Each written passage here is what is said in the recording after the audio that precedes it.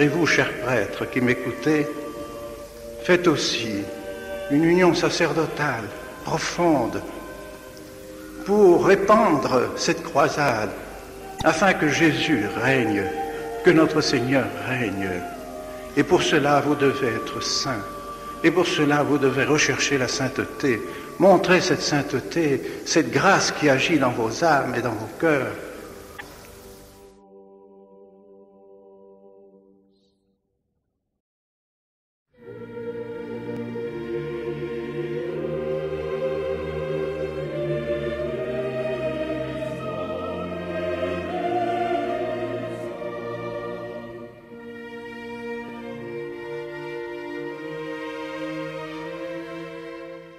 Personnellement, je n'ai aucun désir ni de m'opposer à la hiérarchie, ni de chercher la division dans les diocèses, ni de chercher à provoquer la contestation.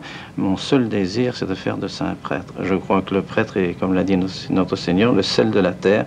Si ce sel vient à manquer, la terre s'affadit. Eh bien, je crois que nous sommes dans cette période-là actuellement.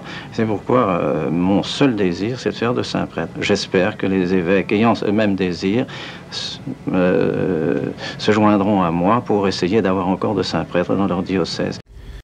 Pour Monseigneur Lefebvre, le prêtre est l'homme de la prière, c'est son premier rôle, l'homme de la prière, et c'est parce qu'il est l'homme de la prière qu'il est missionnaire.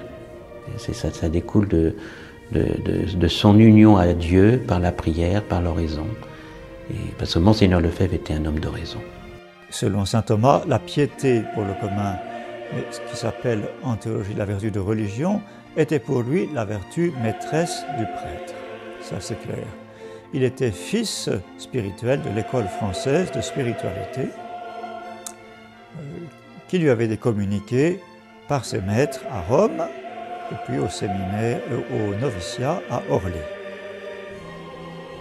N'est-il pas dit que c'est Saint Augustin, je pense, qui dit cela, que s'il rencontrait un ange et un prêtre, il s'inclinerait d'abord devant le prêtre avant de s'incliner devant l'ange. Pourquoi? Parce que le prêtre est marqué du caractère de notre Seigneur Jésus-Christ, du caractère sacerdotal de notre Seigneur Jésus-Christ. Et par conséquent, l'approche de notre Seigneur Jésus-Christ de telle manière qu'il ne doit plus être occupé que des choses de Dieu, que des choses de notre Seigneur Jésus-Christ, que du salut des âmes. Il est normal, il est juste, il est bon que le prêtre soit vierge, que le prêtre soit célibataire, afin qu'il soit tout entier aux choses de Dieu. Car il donne la vie divine, il donne la vie spirituelle, qu'il soit tout entier à communiquer aux âmes la vie spirituelle et la vie divine. Il aimait nous résumer avec saint Paul, en quelques phrases, quelques citations de saint Paul, l'esprit du prêtre. Omni sacerdos, ex hominibus constitutus, in iis qui sunt ad Deum pro hominibus. Tout grand prêtre est constitué dans les choses qui sont de Dieu pour les hommes. Donc il y a le double aspect donc de supplication, de médiation. On prie Dieu, on implore Dieu, et ensuite, bien sûr, que les grâces redescendent sur les hommes. Voilà la dignité du prêtre. Et c'est ce qui fait toute sa dignité. C'est qu'il est utilisé par notre Seigneur Jésus-Christ pour accomplir des actes que seul notre Seigneur Jésus-Christ peut faire. Car seul il peut réaliser ce miracle admirable de la transsubstantiation. Il devient tellement uni à notre Seigneur, tellement assumé par notre Seigneur, qu'il lui aussi devient d'une certaine manière éternel. L'acte qu'il fait est un acte d'éternité. Les vertus qu'il réclamait chez le prêtre, je pense que c'était surtout l'obéissance. Parce que chez lui, et il y revient dans son itinéraire spirituel, c'était la dépendance d'avec Dieu. Et ce qui était vraiment à combattre, c'était l'esprit d'indépendance. Donc pour lui, l'obéissance d'un séminariste et donc d'un prêtre, c'était quelque chose de très important. Ça, c'est un petit reproche que je ferais, c'est que je pense qu'on n'a pas assez mis, on ne met pas assez en valeur ce livre, l'itinéraire spirituel qui est vraiment le testament de Monseigneur Lefebvre. Testament pour ses prêtres.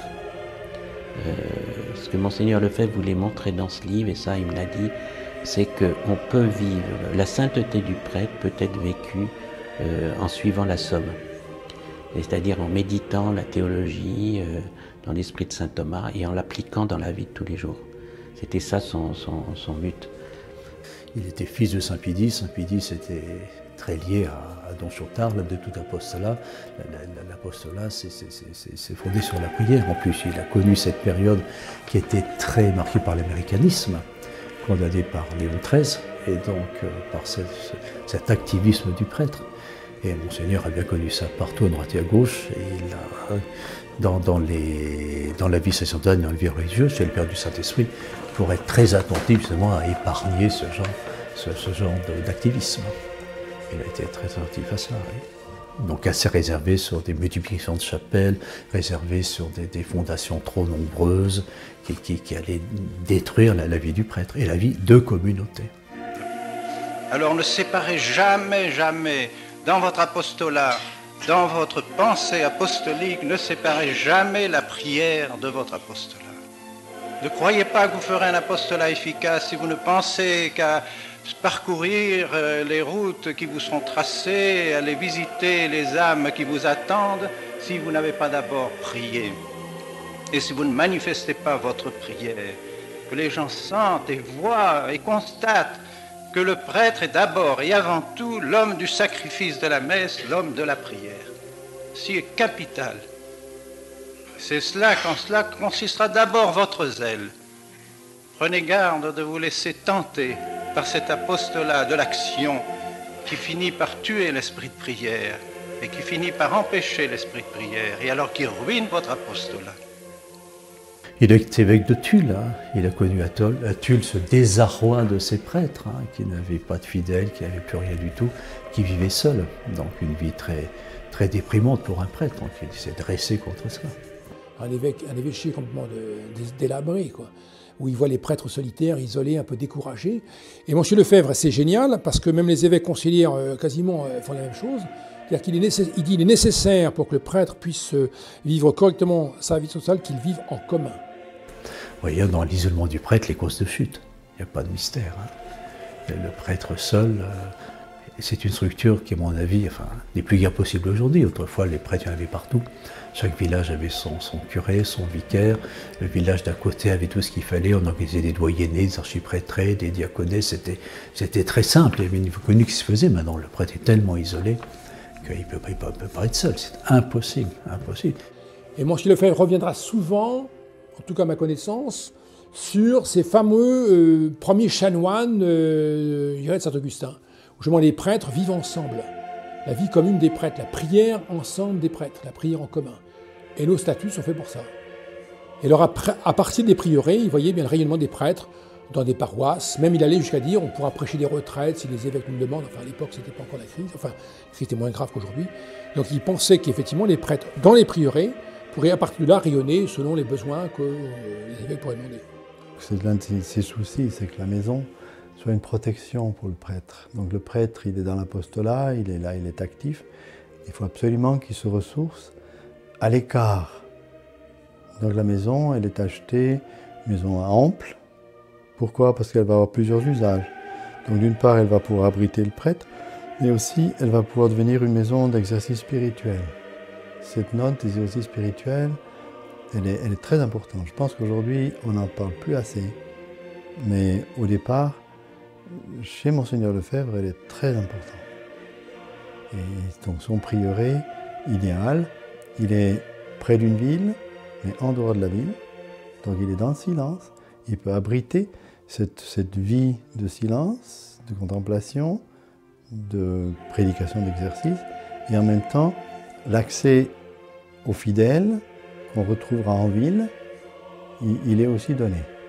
C'est très beau de voir que cette formule du prieuré est universelle et se réalise dans la pratique avec des petites différences dans n'importe quel pays. C'est assez étonnant. J'ai pu voir des prieurés au Portugal, au Brésil, en Argentine, au Pérou, en France, bien sûr. En conférence spirituelle, à Econ, il dit, ben voilà, il faudra que plus tard, on fonde des communautés de prêtres, des prieurés. Je veux qu'ils soient des foyers de rayonnement intellectuel, spirituel et liturgique. Il faut que les gens puissent venir au prieuré et que là, ils trouvent une très belle messe, qu'ils trouvent un enseignement, qu'ils trouvent des conférences spirituelles. Et il tenait absolument à la fois à notre vie de communauté et à notre formation doctrinale. Espèce de... C'est pas une intuition, c'est une fidélité à la tradition de Monseigneur Lefebvre d'avoir vu ça, mais aujourd'hui, quand le clergé rarissime vit en communauté, on magnifie cette expérience, cette nouveauté, on a toujours vécu comme ça. Et c'était c'est pas la vision prophétique de Monseigneur, c'est pas du bon sens et la clairvoyance.